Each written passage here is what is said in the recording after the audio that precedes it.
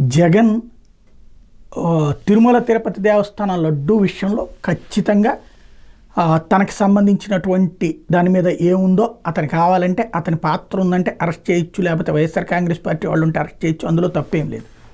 అయితే తిరుమల లడ్డూ ఉదంత నేపథ్యంలో రాజకీయం వైపుకి వెళ్ళిపోతున్నటువంటి వ్యవహారంలో తను రాజకీయం చేయాల్సి వచ్చింది. ఎందుకని? తననే టార్గెట్ చేశారు కాబట్టి. అందుకోసం తిరుమల వెళ్తున్నాడు, దర్శనానికి వెళ్తున్నాడు. అయితే ఇప్పుడు కొత్త వివాదం తెర మీదకి తీసుకొచ్చారు. ఏంటది అంటే డిక్లరేషన్ ఇవ్వాలి.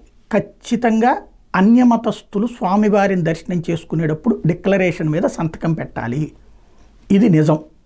నిన్న పురంధేశ్వరి తర్వాతన పయ్యావుల కేసు ఇచ్చినటువంటి స్టేట్మెంట్ కరెక్ట్. కానీ వెళ్ళిన ప్రతిసారి సంతకం పెట్టాల్సినటువంటి అవసరం లేదు.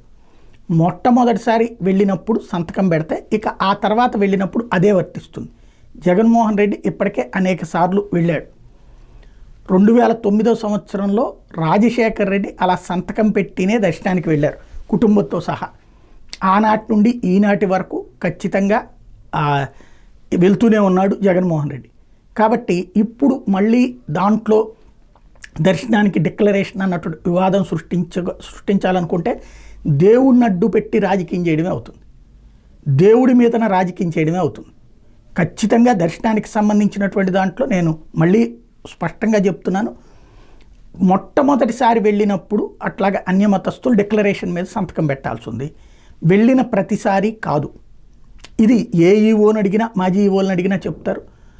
అదే సందర్భంలో ఇప్పుడు భారతీ గారైతే ఇంతవరకు జగన్మోహన్ రెడ్డితో వెళ్ళలేదు తిరుమలకి. ఆమె క్రైస్తవంగానే ఉంది.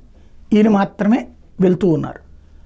ఆమె వస్తే ఫస్ట్ టైం వస్తే కనుక డిక్లరేషన్ మీద సంతకం పెట్టాల్సి వస్తుంది.